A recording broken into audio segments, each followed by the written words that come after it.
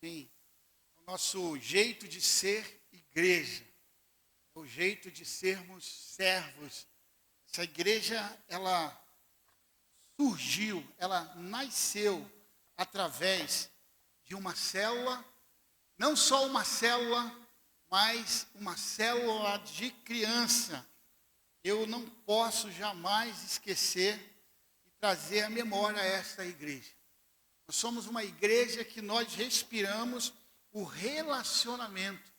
Nós vivemos em família, ainda mais aqui nessa cidade, em Brasília, onde, como eu disse, as pessoas vão, as suas famílias, seus familiares estão em outros estados, e quando a gente pode, a gente vai para como visitar nessa época, mas a nossa igreja, ela acaba sendo esta família. Muitos testemunhos nós temos aqui. E ao longo desse ano, a gente vai trazer aqui, conforme agora a Juliana e o Lucas, Quem é que é da célula da Juliana e do Lucas? Tem gente aí, olha aí.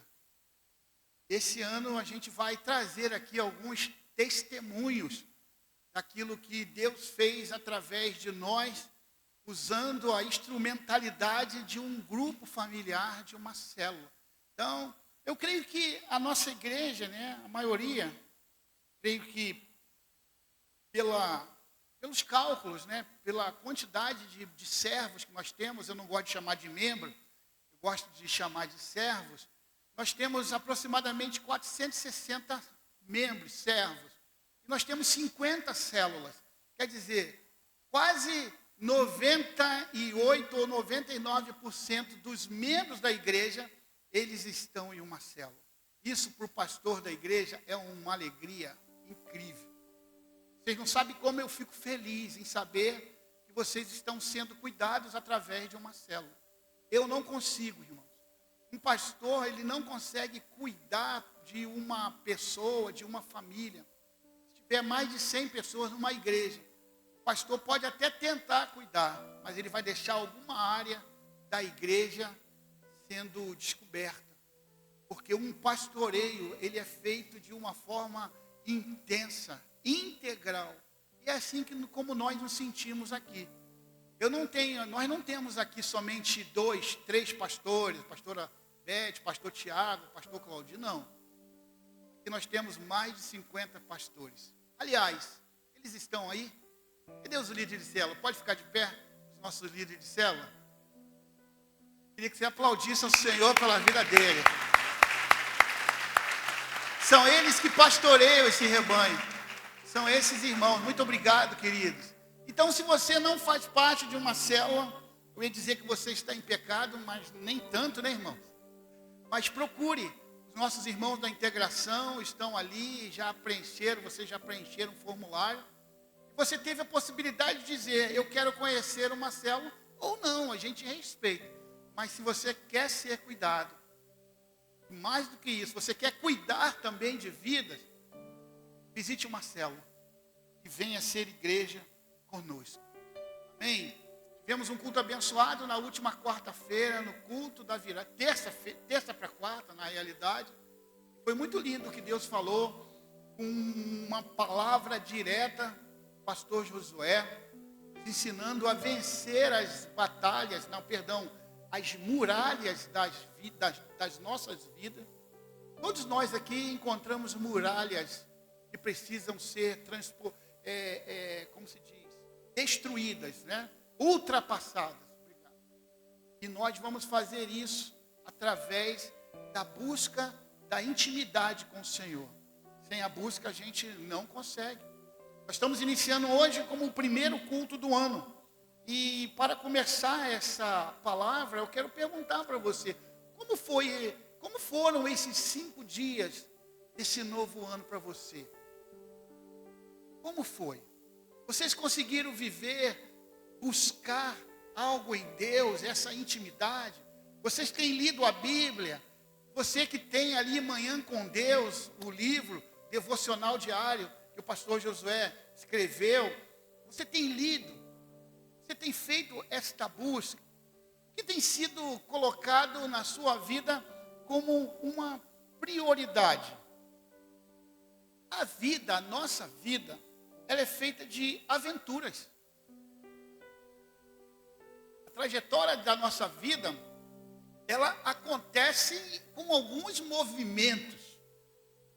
Algumas pessoas estão vivendo a vida com lutas e vitórias, vitórias e lutas, mas existem pessoas que estão vivendo e muito triste porque não conseguem vencer, não conseguem passar por essas dificuldades e ficam como se tivesse uma areia movediça, preso.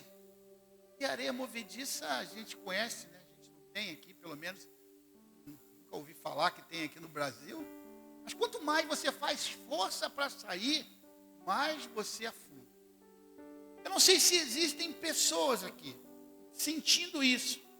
O fato que essas pessoas que fossem viver um filme, essas que estão passando, lutando, sendo abençoando, estão vivendo, mas se a vida fosse um filme de aventura, beleza. Mas existem pessoas que estão vivendo a vida como se fosse um filme, mas um filme de terror. Quero liberar essa palavra para o seu coração nessa manhã. Você não precisa, você não pode viver assim, porque o Senhor disse que você teria vida e vida em abundância. Então eu quero trazer essa palavra para o seu coração. Porque quando a gente olha a vida dessas pessoas que não conseguem desenvolver, não conseguem fazer aquilo que é necessário, tendo vontade, mas não tem força, eu cheguei à conclusão que o que está acontecendo com essas pessoas é porque ela não conseguiu colocar a vida dela em ordem. Existem algumas coisas, como se uma engrenagem de uma grande máquina, se essa engrenagem ela não estiver ajustada, não vai ter tração, você vai ficar parado. E a palavra que eu tenho para dizer hoje é sobre ordem. A bandeira nacional, a nossa bandeira, a bandeira do Brasil, está escrito lá, ordem e progresso. Não adianta, você não vai conseguir ter um progresso se você não tiver ordem. Será que nós estamos colocando as coisas em nossas vidas, ou na minha vida, na sua vida, de forma organizada? Se quisermos viver um ano de 2025 incrível, precisamos colocar a nossa vida em ordem. Sim. A primeira coisa que eu já começo a dizer para vocês nesta manhã é que precisamos colocar prioridades nas coisas que precisamos fazer no nosso dia a dia. Gente, tem um cabra aí que chama Zeca Pagodinho, Zeca do Pagode, é que eu sempre lembro dele. Sempre quando eu lembro, o pastor Josué lembrou dele também na pregação do culto da virada. Tem pessoas que estão vivendo a moda Zeca Pagodinho, deixa a vida me levar, a vida leva eu. As pessoas que não têm prioridade levam a vida desse jeito. Aconteceu, acordei, fiz a minha higiene, e agora? O que eu vou fazer? O que eu preciso fazer? Qual é a minha prioridade? Deixa eu ver no meu planner, né? Agora é agenda, agora é planner. O que tem para eu fazer hoje? Se você não tiver essa prioridade, você vai terminar o seu dia frustrado e cansado. Nós vamos perceber que as prioridades, elas fazem parte da nossa vida. E a prioridade que eu quero dizer que você precisa ter e que eu preciso ter são. A primeira é Deus. Segunda, sua família. Deus, família. Terceiro lugar, as coisas do reino, a igreja, o ministério. Todas as vezes que você inverte essa direção, esta ordem, vai dar problema. Primeira coisa que nós precisamos fazer quando a gente acorda é falar com o autor da nossa vida. Aquele que nos ama, aquele que pode mudar o curso, aquele que pode transformar, aquele que fará um milagre. E muitos desses milagres eu nem vejo, eu nem sei, livramentos que eu nem sei. É isso que o Senhor faz em nossas vidas. Este é um ano de colocar as coisas em ordem. Eu vou colocar a minha vida em ordem. E esse ano, o ano de 2025, com certeza, será um ano de vitória. Diante disso, nós chegamos à conclusão, como eu já disse, que aquelas pessoas que vivem a vida de forma desorganizada, fora de ordem, elas vão ficar paradas, vão ficar estáticas, imóveis, e não vão conseguir vencer. Mas hoje eu estou aqui, e através dessa palavra, eu quero que o Senhor me abençoe. Eu quero que o Senhor abençoe a sua vida, para que nós não venhamos a ter a nossa vida fora de ordem. Porque quando começa o ano, a gente tem muitos planos. Já começa em dezembro. Chegar no outro ano, eu vou fazer isso, aquilo outro. A dieta tem que estar lá, né? A leitura da Bíblia, eu vou ler a Bíblia. Mas vocês sabiam que existe um estudo que diz que até a segunda semana, 20 dias, 21 dias, a gente já esqueceu essas promessas, já abandonou, mas em nome de Jesus nós não vamos fazer isso. Você que está na internet assistindo participando desse culto, e vocês estão aqui, e eu não vou, como eu disse em uma pregação passada, eu não vou abortar a missão que Deus me deu. Uma pergunta importante: vocês acham que Deus gosta? Será que Ele fica feliz, satisfeito quando nós fazemos as coisas em ordem? Claro, pastor.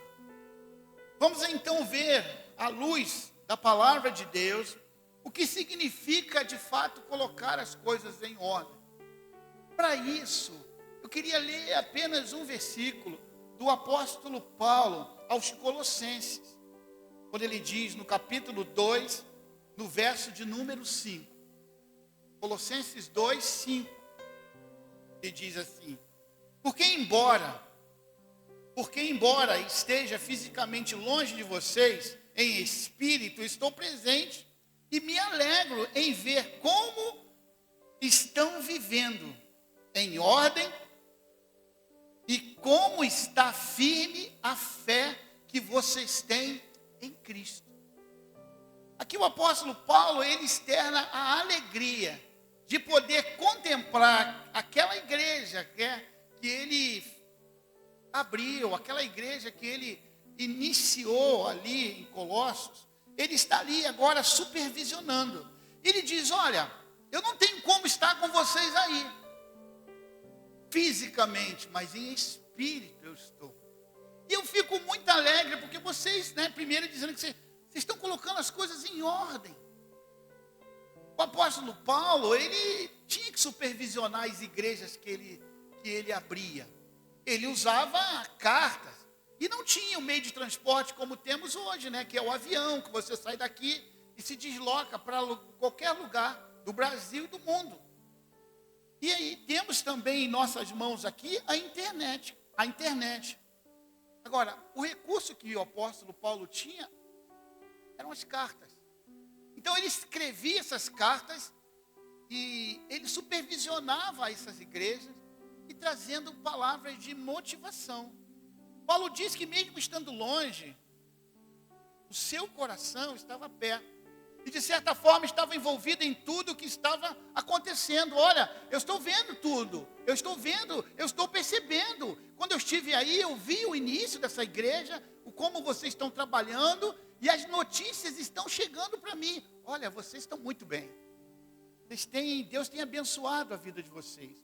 Então ele fala de duas coisas, dois motivos de muita alegria para ele. E ele chega a colocar esses dois motivos no mesmo patamar, quando ele diz nesse versículo: ver como estão vivendo em ordem.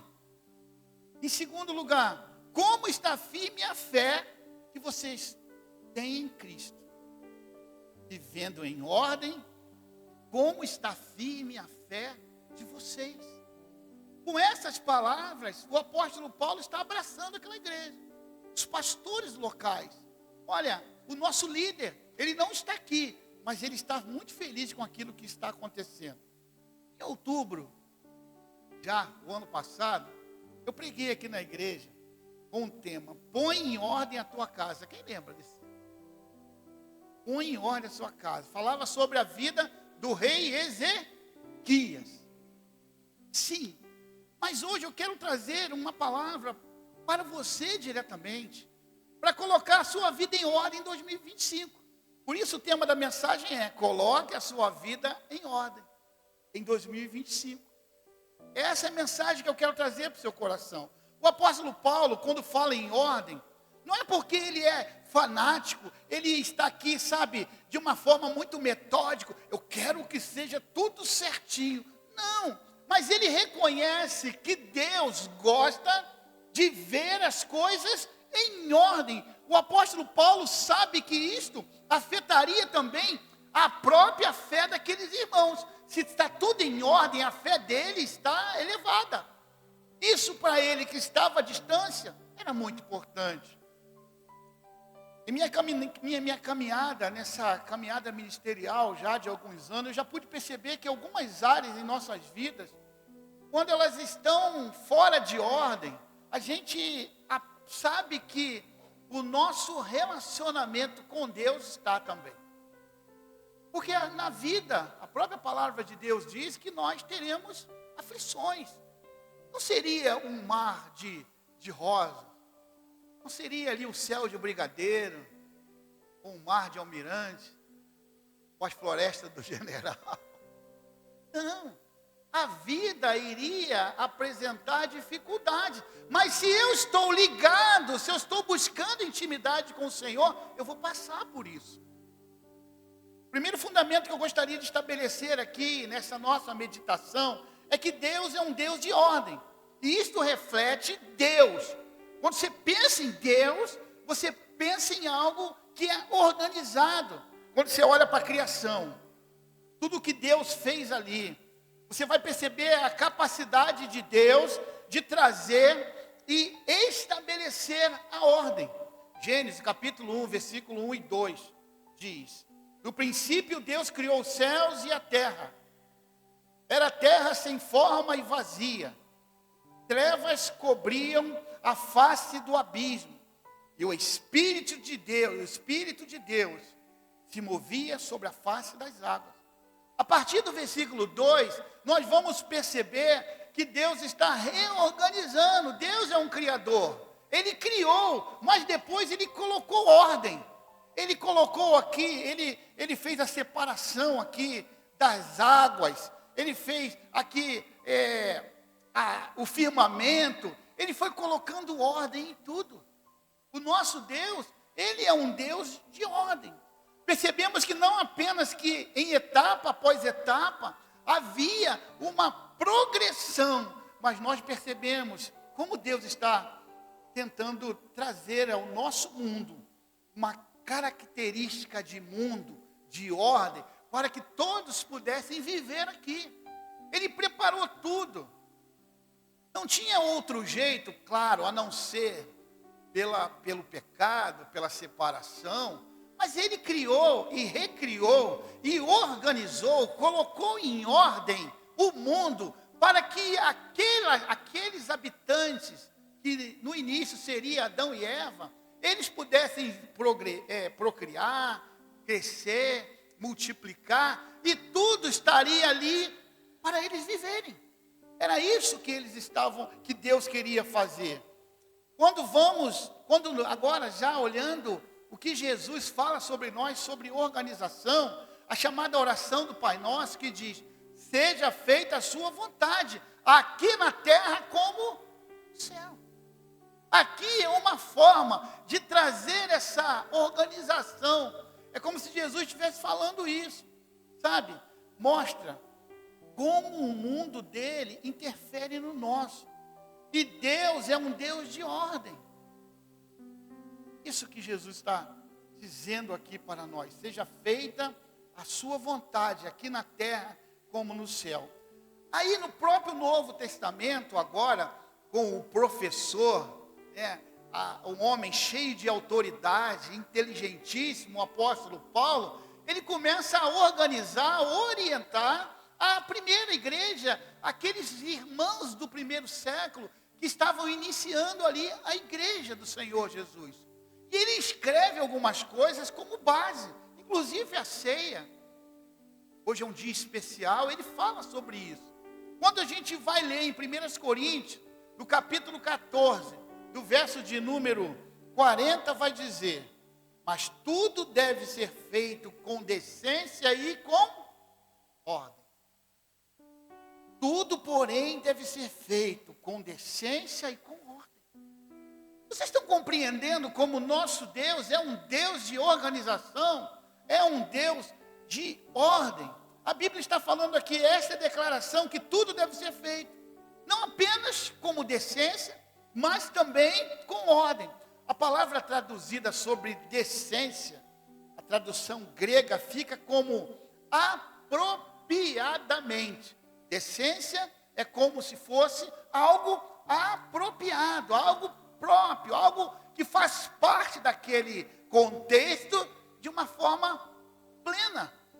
Isso quer dizer, como se Deus estivesse dizendo: isto precisa ser instalado no mundo para que os seres humanos possam viver de uma forma correta.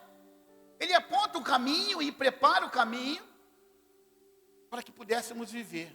Então ele segue aí no capítulo 14, agora, falando sobre os dons espirituais. Existem muitas controvérsias, não da Bíblia, a Bíblia é clara, mas algumas controvérsias quanto ao uso, quanto aos dons espirituais. O apóstolo Paulo, o grande Paulo, ele também normatiza essa questão dos dons espirituais. Quando ele fala sobre os dons de línguas, ele fala assim, fale os profetas 2 e no máximo 3. E diz ainda, os demais apenas julguem. Se a outro for revelado, o primeiro agora cale e dê a vez para o outro. Tudo com ordem. Tudo com ordem, tudo com decência. Aqui ele está mostrando como os dons deveriam operar na igreja de Jesus. Exatamente assim, ele continua. Se não tiver intérprete na igreja, em vez de falar em língua, ele diz: fique calado e fale consigo e com Deus. Esse é o ponto. É isso que nós cremos. A nossa igreja não proíbe falar em língua. Se você é batizado com o Espírito Santo, você tem esse dom, irmãos, pode falar. Ninguém vai proibir você. Mas existe aqui uma organização. Nunca ninguém vai chamar a sua atenção. Pelo menos eu não quero fazer isso. Só que você precisa entender o que está acontecendo. Como que eu vou impedir o dom?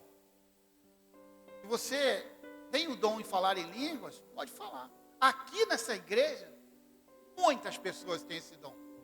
Muitas. Eu nunca vi. Eles entendem que existe uma ordem, que existe uma organização. Mas eles não são proibidos. No versículo 39 ele diz: não proibais, olha isso. Não sou eu que digo que eu não vou proibir como pastor dessa igreja. A palavra do Senhor diz que vocês não proíbem, não proíbem.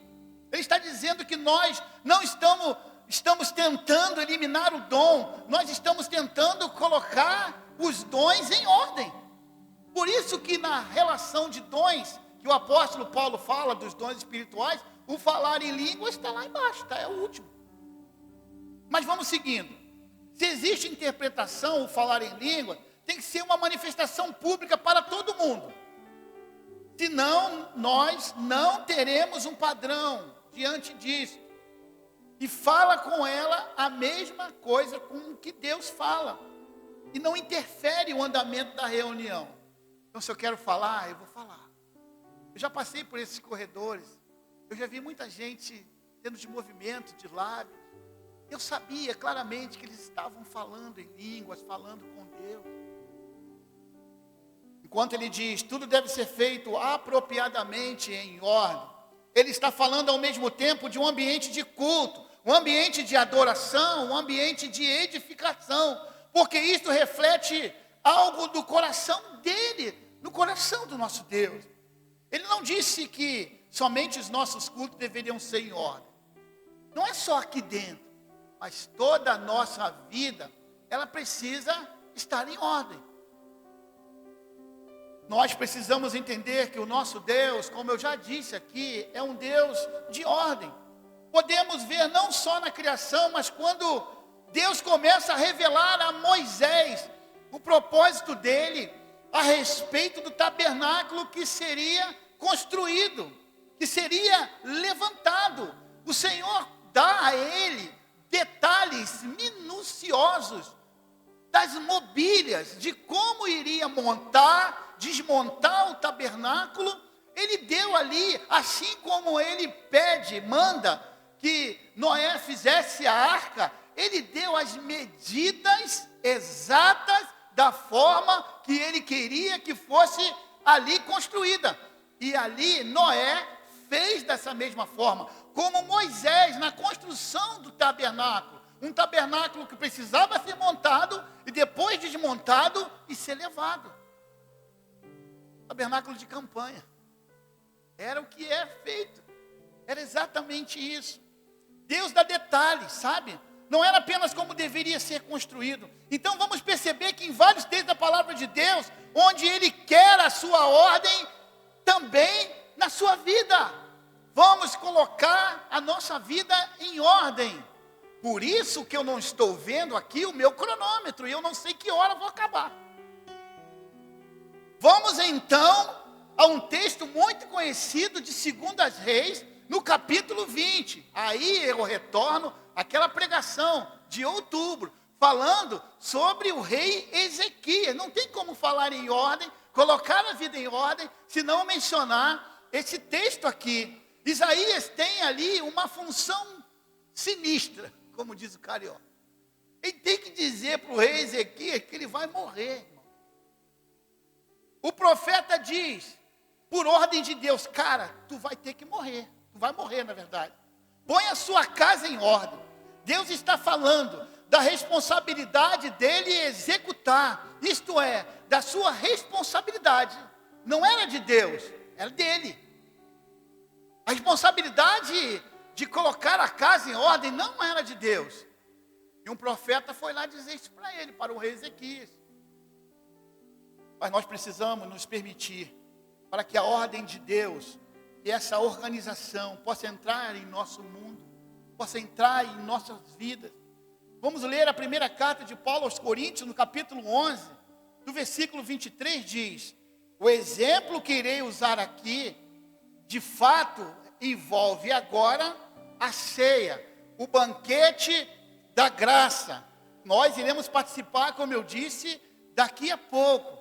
E quando nós estamos falando em ordem, agora o apóstolo Paulo está aqui falando sobre isso, que diz assim: pois recebi do Senhor o que também entreguei a vocês, que o Senhor Jesus, na noite em que foi traído, tomou o pão e, tendo dado graças, partiu e disse: isto é o meu corpo, que é dado em favor de vocês.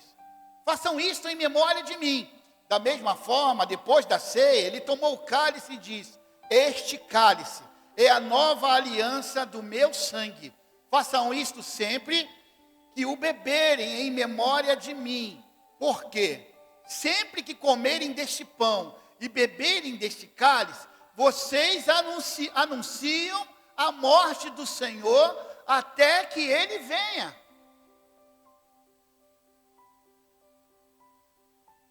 Esses versos que nós lemos, o propósito da ceia, que é o memorial, é uma recordação da aliança firmada.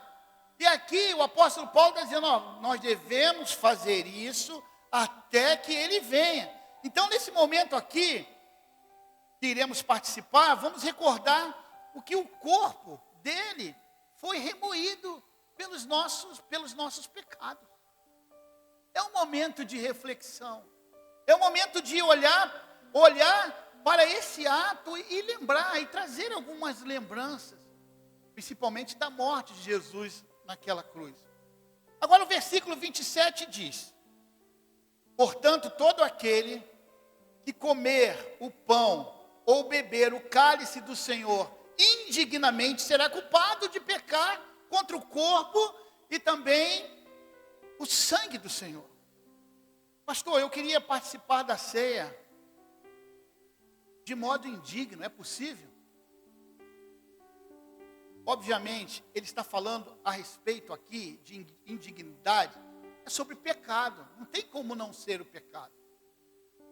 Nós estamos aqui falando, o apóstolo Paulo, sobre o pecado. A palavra de Deus diz que celebramos um momento como este do perdão de Deus pelos nossos pecados. Então esse é um momento de reflexão, é um momento de pedir perdão pelos nossos erros, pelos nossos pecados, e nós estamos falando em ordem. Eu quero ter esse ano de 2025 abençoado, mas hoje, nesse primeiro culto, a primeira ceia do ano, eu preciso estar digno, não por você, porque ninguém aqui é digno, eu, você, ninguém, mas através de Jesus Cristo, da morte dele, eu acreditando, confiando, crendo nisso, eu me torno digno. É por isso que estamos aqui. Agora, faz sentido celebrar um sacrifício que custou algo tão caro? Faz sentido eu participar desse momento, celebrar que somos gratos, mas ao mesmo tempo, eu tendo a minha vida em pecado? Como? Ah, Senhor, muito obrigado por ter enviado o seu filho, por ter sofrido tanto em meu favor. Poxa, muito obrigado, mas eu estou em pecado. Queridos, eu sempre que lembro, eu falo para vocês, o pecado acontece na nossa vida.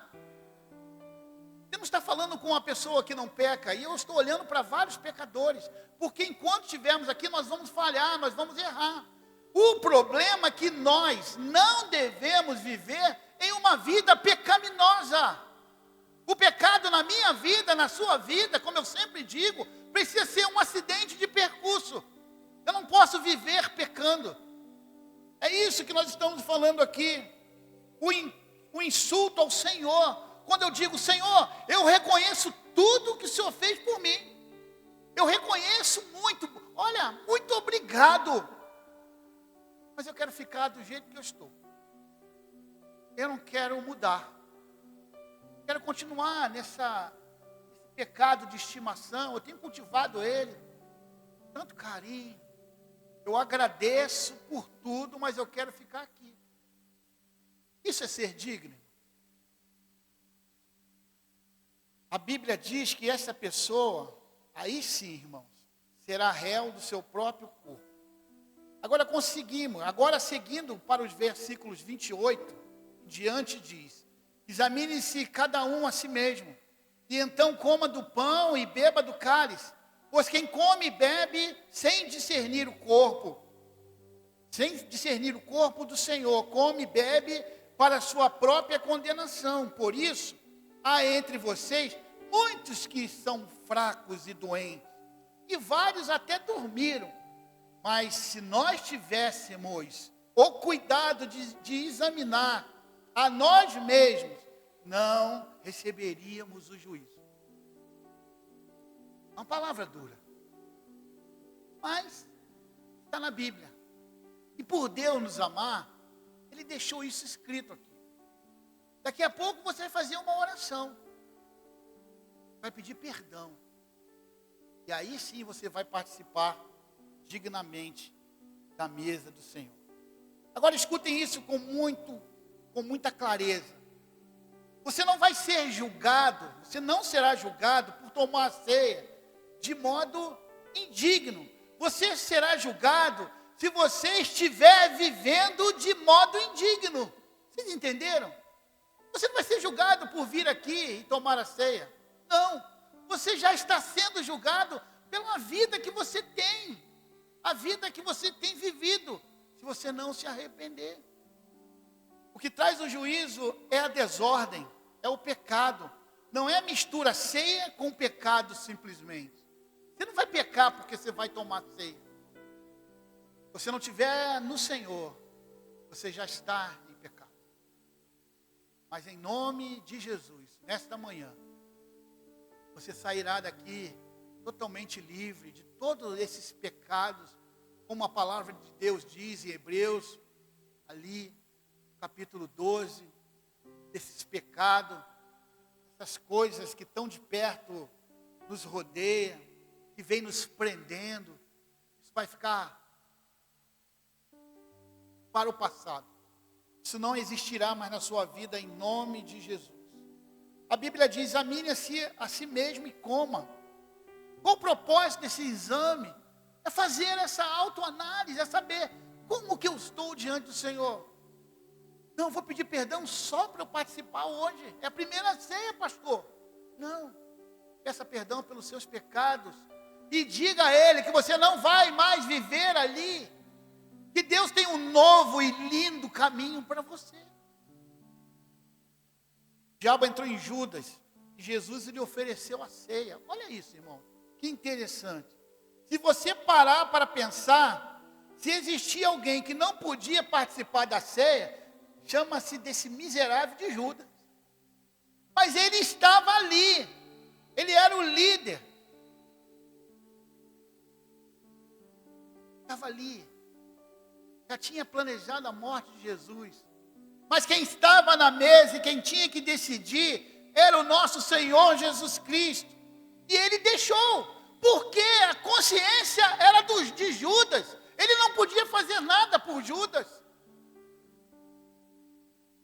O propósito desse exame era para aquilo que precisa ser colocado em ordem.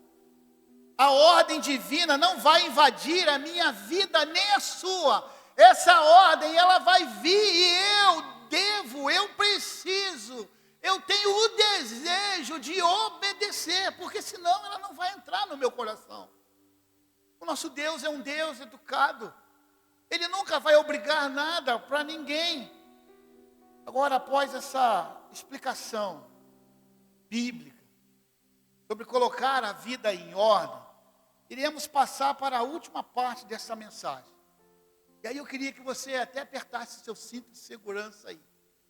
Porque vem uma coisa importante aqui. Mais uma. Vamos colocar as coisas em ordem no ano de 2025, porque esse ano será incrível. Colocar as prioridades em nossas vidas. Colocar a agenda. Lembra da agenda? Antigamente tinha agenda de papel. Eu colecionava agenda.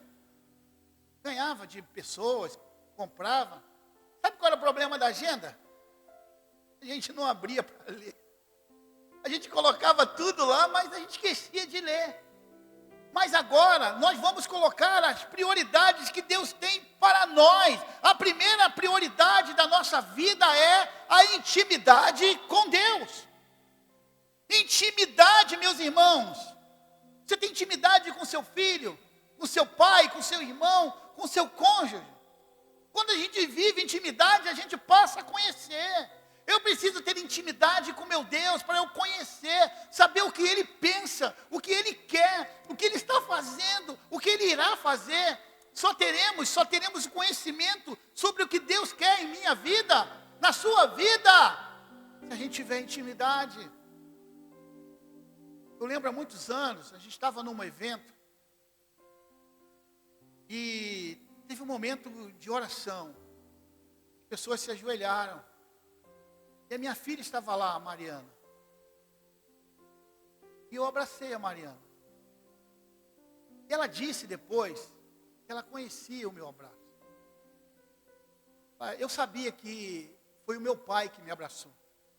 Por quê? Porque a gente tem intimidade. A gente precisa adquirir essa intimidade com o nosso Deus. Sabe? A gente precisa ter essa intimidade.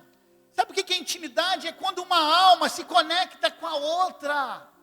É quando a gente está unido, estamos juntos, a gente temos vivido isso aqui. Essa igreja chegou até aqui e Deus vai nos levar ainda para outros lugares ainda maiores.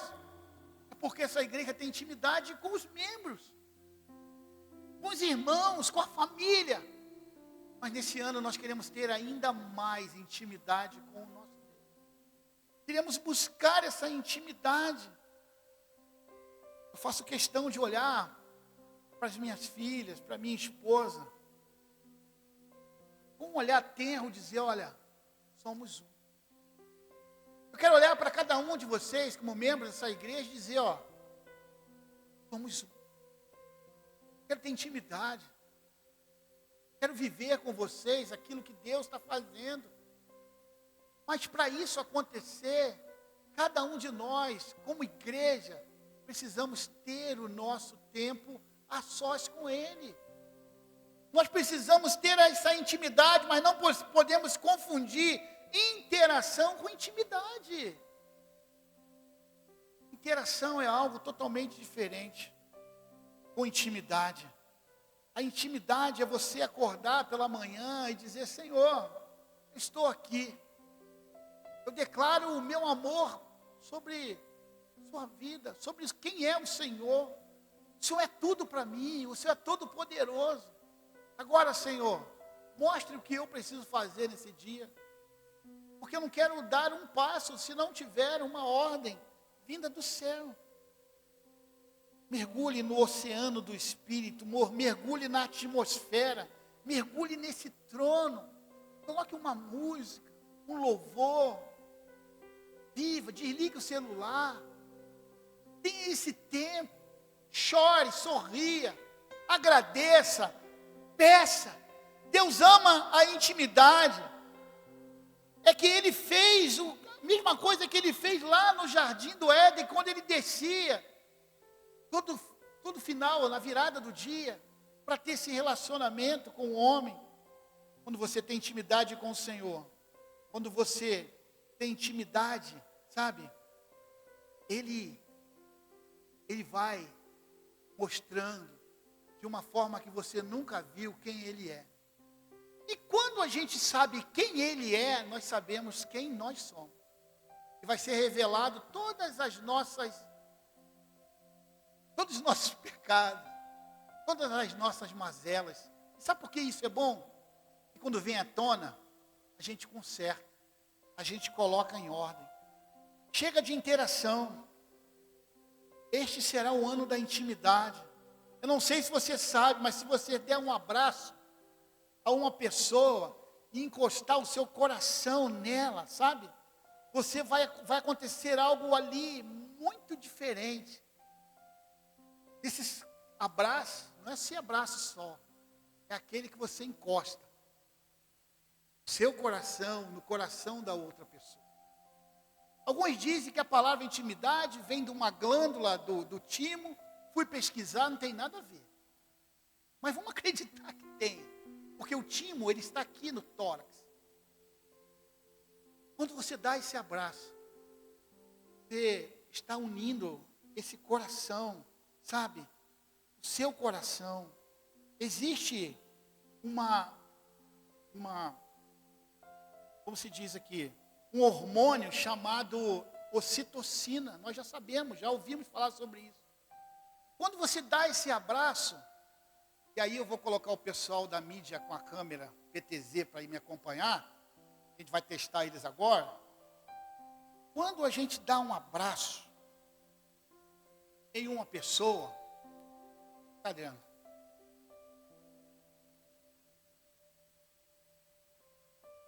Valeu.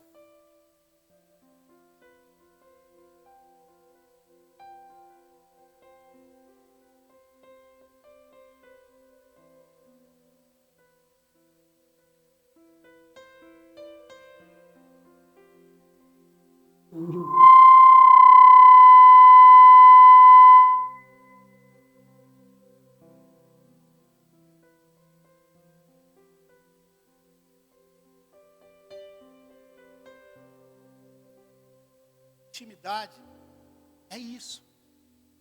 Intimidade é você estar perto, querer estar perto de alguém. Agora, a intimidade que nós estamos buscando neste ano da intimidade com o céu, é Ele. Nós precisamos nos desligar dessas coisas deste mundo. Precisamos tirar algumas coisas que têm nos atrapalhado de ter uma ligação de alma com Deus. Nós precisamos nos voltar a Ele e viver como uma pessoa com Ele, entregando tudo em suas mãos. Senhor, é contigo, a minha vida te pertence. Eu quero viver esse ano buscando a intimidade. Eu quero colocar a minha vida em ordem. E a primeira coisa que eu preciso fazer para colocar a minha vida em ordem é buscar a presença de Deus. É buscar essa intimidade com Ele. E essa igreja, em nome de Jesus, nós iremos buscar essa intimidade. Nós vamos orar como nós nunca oramos. Nós iremos ler a palavra do Senhor como nós nunca lemos. Nós iremos viver o reino de uma forma diferente. Não vamos mais ter desculpas. Vamos viver o reino de Deus. Segundo lugar e último, buscai primeiro o reino. Mateus 6, 31 a 33. Portanto, não se preocupem dizendo: o que vamos comer? O que vamos beber? O que vamos vestir? Pois os pagãos é quem correm atrás dessas coisas. Mas o Pai Celestial sabe que vocês precisam delas. Busquem, pois, em primeiro lugar o reino de Deus e a sua justiça, e todas essas coisas serão acrescentadas a vocês. Tenham intimidade e busquem a Deus em primeiro lugar. Você pode aplaudir o Senhor? É Ele, é tudo para Ele. Coloque a sua vida em ordem. Você quer que eu ore por você? Você quer que eu ore? Eu clame a Deus agora pela sua vida, pedindo ao Senhor que dê uma direção para esse ano. Talvez você entrou aqui nessa manhã com uma interrogação, um questionamento. Talvez hoje foi a resposta que você precisava. Se você quer que eu ore por você, fique em pé no seu lugar. Quero entregar a sua vida.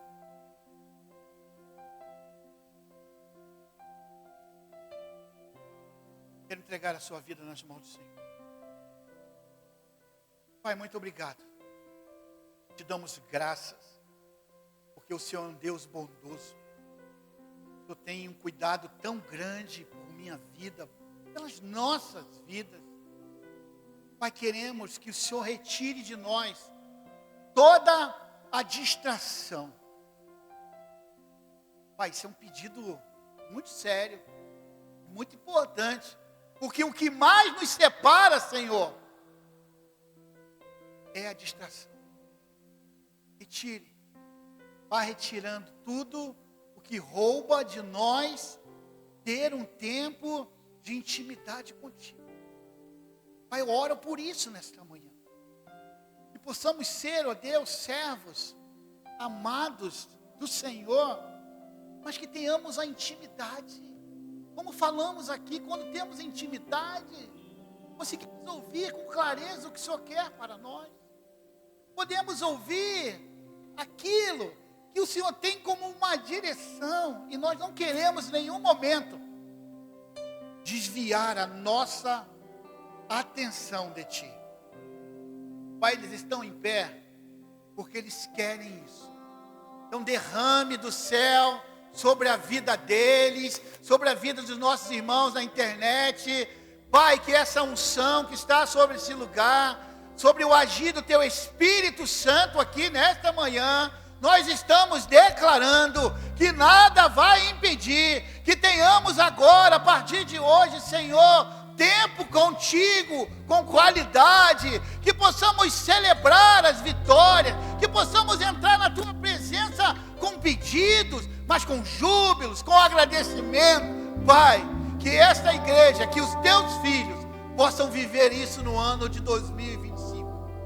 Derrame sobre eles, Senhor, e que ao final deste ano possamos agradecer, porque hoje, dia 5 de janeiro de 2025, diante do Senhor, colocamos as nossas vidas no altar, pedindo: nos ajude a ter intimidade contigo. É a oração que fazemos a Ti, em nome de Jesus. Amém.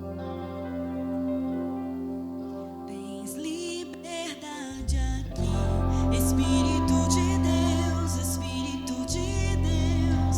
Tens liberdade aqui. Enquanto estamos cantando, vou convidar aqui o pastor Tiago.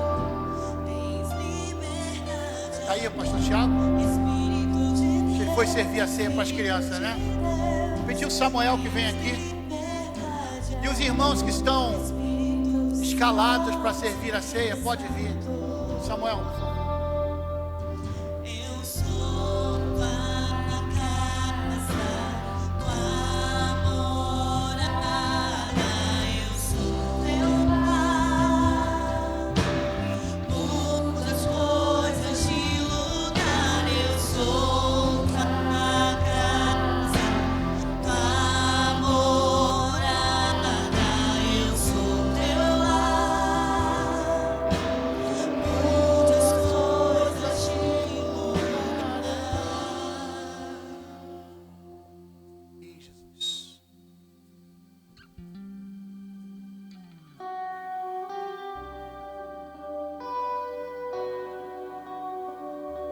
Vem para esse lado de cá, por favor. Mais 2 casais aqui. Ei, queridos, por favor, lá de cá.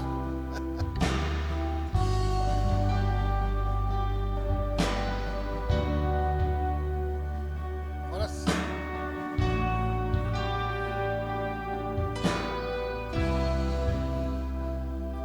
Nesse momento a gente vai, só um segundinho, pois eu queria chamar os irmãos que se batizaram agora. Pode sentar. Que veio aqui à frente, daqui a pouquinho, tá? Quando eles saírem, os irmãos venham que foram batizados. Se essas crianças estão aqui. Eu preguei sobre ceia, sobre ordem. E você, eu creio que entendeu. Ore ao Senhor para que Ele te dê ainda mais clareza sobre este momento. Que Ele venha te abençoar, venha perdoar os seus pecados. Não fuja da ceia por causa do pecado, fuja do pecado por causa da ceia. Assim já dizia o reverendo Hernandes Dias Lopes. Você que é batizado numa igreja evangélica, você que está em comunhão com a sua igreja local e, acima de tudo, com Deus, eu queria te convidar a ficar em pé nesse momento. Assim que você receber os elementos, vocês podem sentar.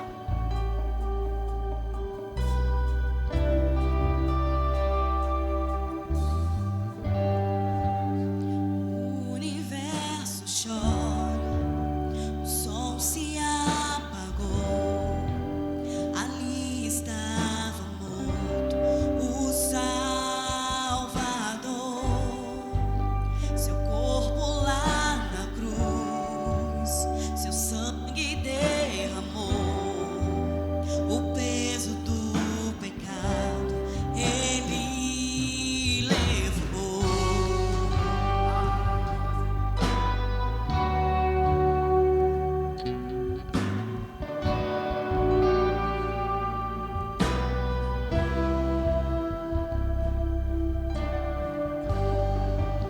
Desmaio abandonou, cessou seu respirar. Em trevas se encontrou o Filho. A guerra começou, a morte ele enfrentou. Todo o poder das trevas vencido foi. A terra estremeceu, sepulcros se Os irmãos que foram abriram. batizados, venham aqui na frente, por favor. Será seu grande amor, ó morte, onde estás? O Rei ressuscitou, Ele venceu pra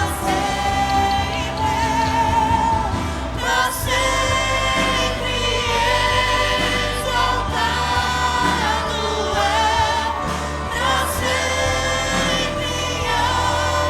adorado.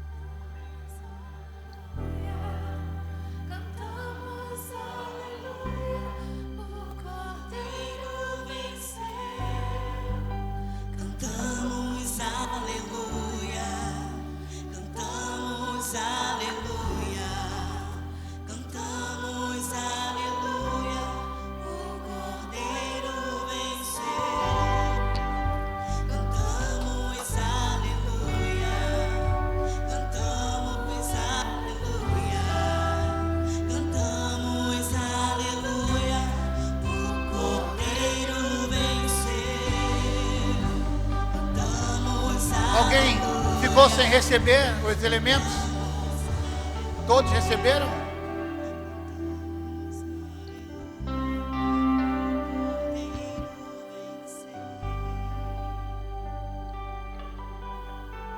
Pegue o pão. Dei graças a Ele. Diz aí uma declaração de amor ao nosso Deus. Aleluia. Louvado seja o Senhor. Glórias a Deus. Todos juntos comamos o pão.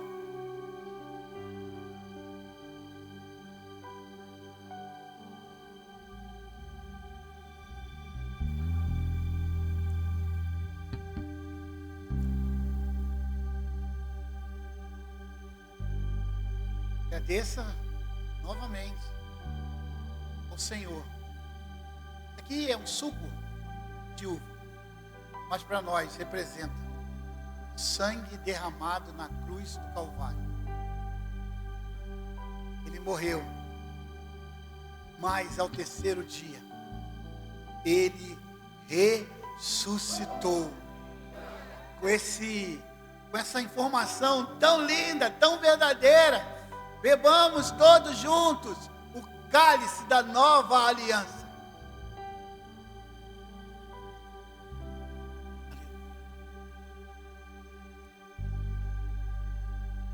Ficar de pé.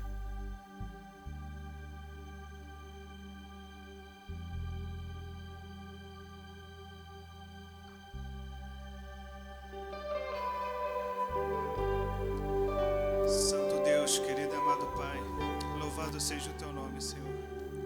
Pai, muito obrigado pelo Teu sacrifício na cruz, Deus. Nós que não merecíamos, Pai. Pai, obrigado porque nós o amamos, Deus. Porque o Senhor nos amou primeiro, Deus.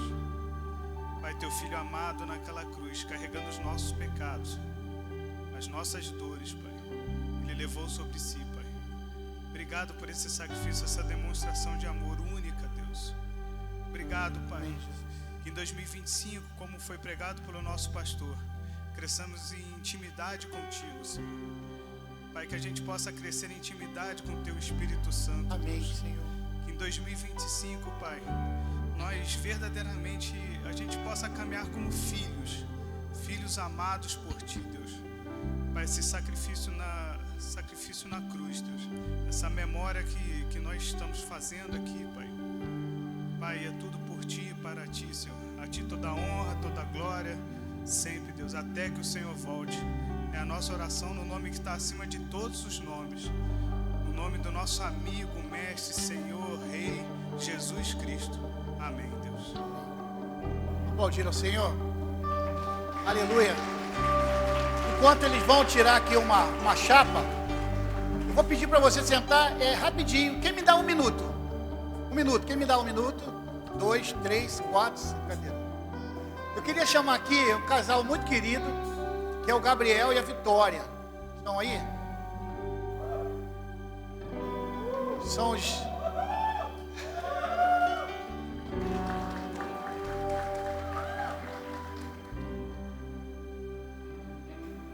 Senhor e Senhora. Marido. Eles casaram no Rio de Janeiro. Estava lá um grupo. Foi dia 22 de dezembro. Eu falei assim, olha, eu queria orar por vocês diante da nossa igreja.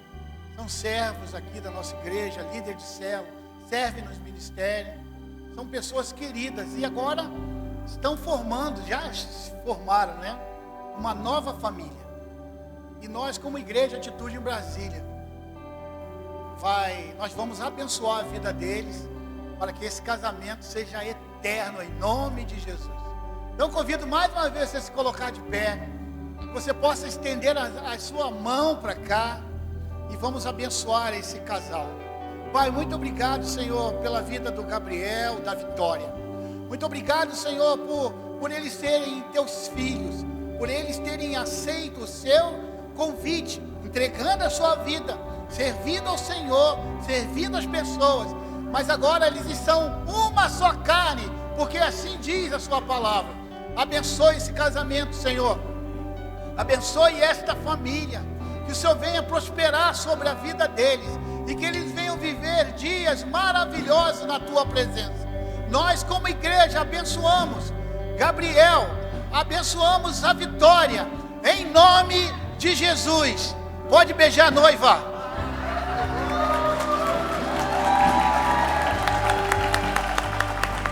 Calma, Guimarães, já acabou.